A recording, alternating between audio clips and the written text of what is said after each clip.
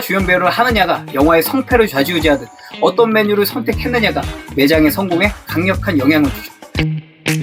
안녕하세요, 창업직설입니다.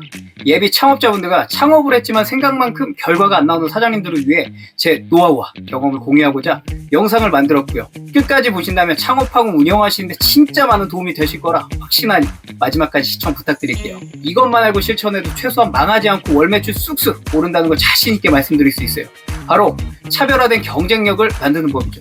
수많은 매장들 중에서 손님들이 굳이 우리 매장을 찾아오게 만들 수 있는 차별화된 경쟁력을 무기로 갖고 시작하셔야 돼요. 그것도 한 개가 아닌 여러 개가 필요하죠.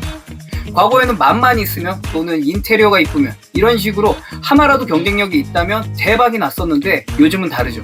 인터넷의 발달과 SNS, 유튜브의 대중화로 웬만한 레시피는 공유가 되고 시제품 소스 또한 뛰어나다 보니 대부분의 매장들 맛이 상향 평준화가 되어 있죠. 맛이 있는 게 특별한 게 아니라 맛이 없는 게 이상할 정도예요. 물론 정말 누구도 따라오지 못할 맛이 있으면 대박 날 수 있어요.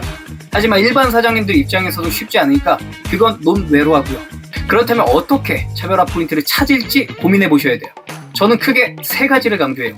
메뉴의 차별화, 브랜딩의 차별화, 서비스의 차별화. 오늘은 메뉴의 차별화에 대해 말씀드릴게요. 요식업을 영화에 비유하자면 메뉴 선정은 주연 배우 캐스팅 단계죠. 누가 주연 배우를 하느냐가 영화의 성패를 좌지우지하듯 어떤 메뉴를 선택했느냐가 매장의 성공에 강력한 영향을 주죠. 천만 영화를 목표로 한다면 주연 배우는 연기력뿐만 아니라 대중성이 중요하겠죠. 메뉴 선택도 마찬가지예요. 대중성 있는 메뉴 선택이 중요하죠. 가장 유행 안 타고 수요가 높은 메뉴를 선택하는 게 포인트예요. 예를 들어 칼국수, 국밥, 삼겹살, 치킨, 카페 등 호불호가 없고 수요가 높은 메뉴를 선택하는 게 일단 유리하죠. 그리고 나서 압도적으로 중요한 건 다른 매장과는 확연하게 차별화된 경쟁력을 그 메뉴에 담아낼 수 있어야 돼요. 이러한 방법으로 먼저 첫 번째로 비주얼적인 차별화를 적용할 수 있어요. 매장에 와서 직접 먹어보기 전까지는 손님은 사진으로밖에 메뉴를 볼 수 없어요.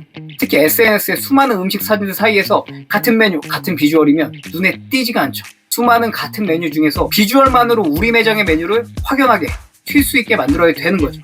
보통 많이 쓰는 방식으로는 다양한 토핑을 통해 변화를 주는 방식이 있고 음식을 담는 방법으로 차별화를 주는 방식이 있죠. 다양한 토핑으로 변화를 주는 방식은 메인 재료를 세팅하고 색다른 토핑을 올리거나 다양한 소스로 차별화를 줘서 맛과 비주얼적으로 경쟁력을 만드는 방식이죠. 보통 치킨이나 피자 브랜드의 신메뉴 개발 방식을 참고하시면 도움이 되고요. 한식 등 다른 카테고리에도 다양하게 적용해 볼 수 있으니 여러 가지 시도를 해보시기 추천드릴게요.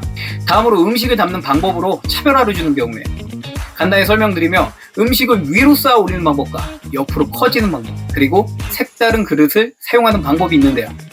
여기서 포인트는 임팩트가 있어야 된다는 거죠. 누가 봐도 와, 이건 사진각이다. 메뉴를 받았을 때 바로 느끼게끔 만들어야 되죠. 메뉴의 데코레이션이 이쁘던지 정말 푸짐하게 느껴지던지 다른 곳에선 경험하지 못하는 경험을 줘서 내 주변 SNS 친구들한테 자랑하고 보여주고 싶게 만들어야 된다는 거죠. 이런 메뉴들을 쉽게 참고하시려면 더 현대나 유명 백화점에 입점되어 있는 매장들을 참고하세요. 백화점 MD들이 핫한 매장들만 선별해서 입점시켰으니 그 매장들의 장점을 벤치마킹 하시면 도움이 되실 거예요. 두 번째로는 메뉴 구성으로 차별화를 줄 수 있죠. 주연 배우 한 명보다는 두 명의 배우가 더 큰 시너지가 나고 보완이 되는 법이잖아요. 두 가지 이상의 메인 메뉴 조합으로 차별화를 만드는 거예요. 예를 들어 갈비 주는 냉면집이나 피자 주는 쭈꾸미집 같이 서로의 메뉴를 보완해주면서 시너지를 키울 수 있는 메뉴 구성으로 차별화된 경쟁력을 만드는 거죠. 카페 매장 같은 경우는 특히 베이커리나 디저트의 경쟁력을 갖고 시작하셔야 돼요.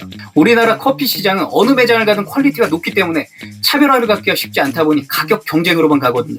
이러한 메인 메뉴 조합은 세트 메뉴 구성을 만들어 단가를 올리는 전략으로도 활용할 수 있다는 장점이 있죠. 이러한 구성을 할 때 중요한 점은 각각의 메뉴의 퀄리티가 수준급이어야 되고 주방 동선도 고려해야 되죠. 메뉴 조합 구성의 색다른 퀄리티가 높다면 충분히 경쟁력 있는 매장을 만들 수 있어요. 마지막 세 번째로 메뉴 가격에 차별화를 줄 수 있죠. 고가 전략으로는 하이엔드 시장을 타겟으로 하는 오마카세나 원테이블 레스토랑 같은 경우가 있고요. 지금같이 고물가 시기에 무조건 먹히는 가격 파괴 전략으로 차별화를 줄 수도 있죠.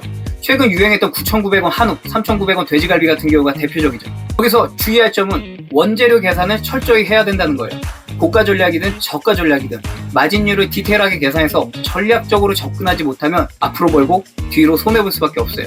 그렇기 때문에 저가 메뉴를 선택할 때 절대 프랜차이즈는 하지 마세요. 돈을 벌 수 있는 구조가 아니에요. 개인 매장으로 마진율을 확보하고 창업하시는 게 장기적으로 창업시장에서 살아남으실 수 있어요. 자, 오늘은 이렇게 메뉴 차별화하는 법을 집중적으로 설명드렸고요. 궁금한 내용이 있으시면 댓글로 남겨주시면 최대한 제가 아는 범위 내에서 도움을 드릴게요. 다음 영상에서 브랜딩 차별화에 대해 말씀드릴 예정이고요. 구독, 좋아요, 댓글로 응원해주시면 감사하겠습니다. 이상 창업직설이었습니다.